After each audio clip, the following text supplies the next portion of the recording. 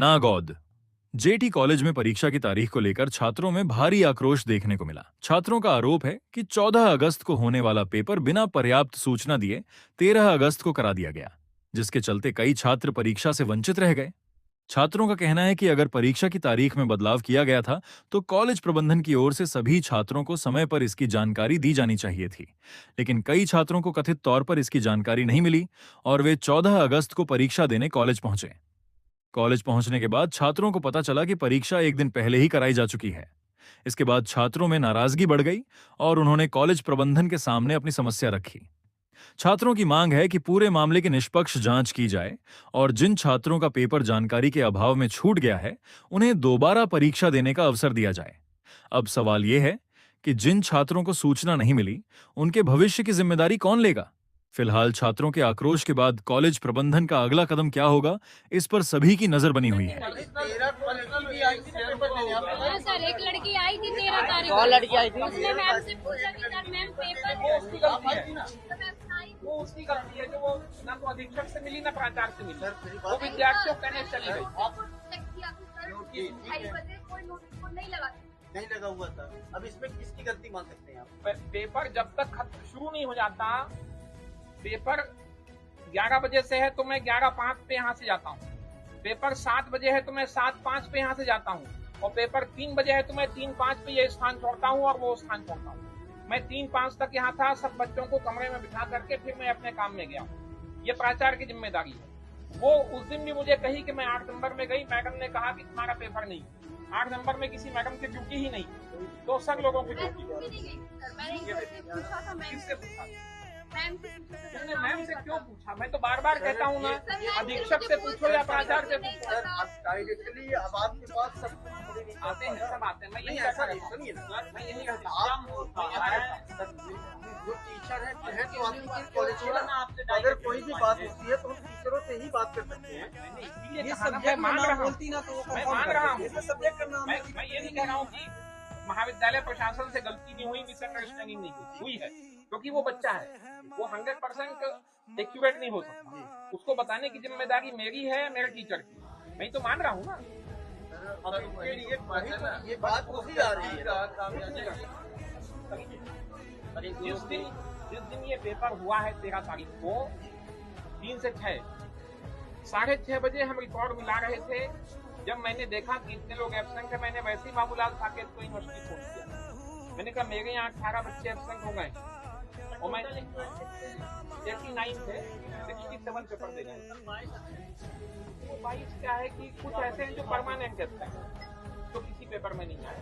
Sir उस दिन तो पूरे 22 उपस्थित थे वहाँ पे, ना पूरे 22 बच्चे थे। पेपर नहीं दिया था 22 परमानेंट एब्सेंट। तो फिर सर वो 14 तारीख को कैसे आ गए सर? पूरे 22 के 22 बच्चे आए थे 14 तारीख को। नहीं ठीक है, फिर हम लोग को भी काम रहे।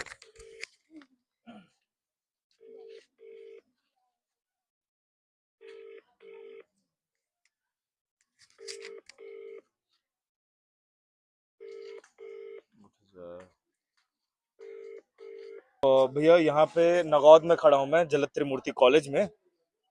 हेलो भैया, यहाँ पे बहुत सारे बच्चे हैं जिनका एग्जाम मिस हुआ, यहाँ के मतलब वो मिस गाइडेंस की वजह से बच्चों का, जो कि 13 तारीख को था, फिर उन्होंने मिस गाइड हुए कि 14 को है, तो ये बच्चे आके यहाँ से लौट गए।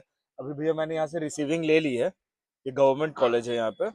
तो ये 2 मिनट बच्चियां बात करना चाहती हैं। इनको भी मतलब एक अभी तक सप्लीमेंट्री का बहाना दे दिया जा रहा था। अब इन्होंने कहा कि 3 दिन में आश्वासन दिया कि कोई एक डेट देंगे, तुम्हारा ये सेम खराब नहीं होगा। 2 मिनट भैया, बच्चियां बात करना चाह रही थी आपसे। बोलिए बेटा। हेलो। यस नमस्ते सर। नमस्ते सर। नमस्ते मैम।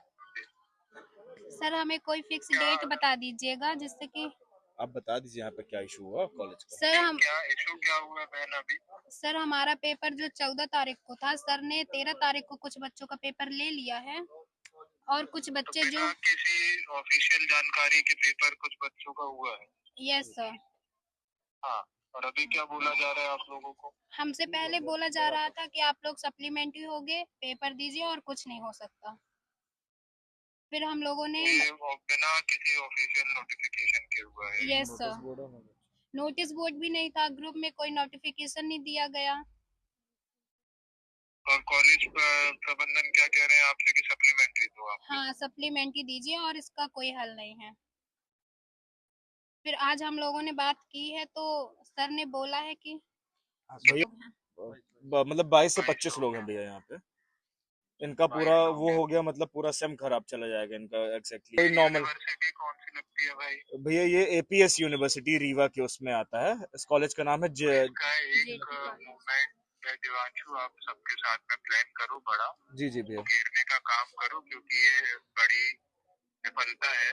जी जी पूरा एक साल बच्चों का बर्बाद होगा, उसको प्लान करके आप उसमें बैठो और जहाँ हमसे जैसा सही होगा जी आपको जी बताना। जी भैया। अभी तो मान लीजिए भैया इन्होंने कहीं अगर 3 दिन की दे दी आपको है लगता कि है जी मैंने 3 बात दिन अभी पहले देख लो क्या जी। कर रहे हैं, एक बार जाके जी भैया, बैठ के मिल के पूरी बात अच्छे से आप लोग कर लो वहाँ। ठीक है भैया।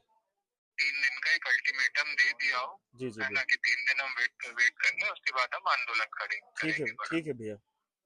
हाँ थैंक यू भैया। बस यही चाह रहे थे ये लोग सब कि आपसे बात हो जाए, तो एक वो रहता। मैंने भी कहा भैया हेल्प आउट करेंगे आप सबकी। जहाँ जी जी, जैसा हो हमको बता देना, ठीक। पूरा अपन करेंगे। Thank you sir.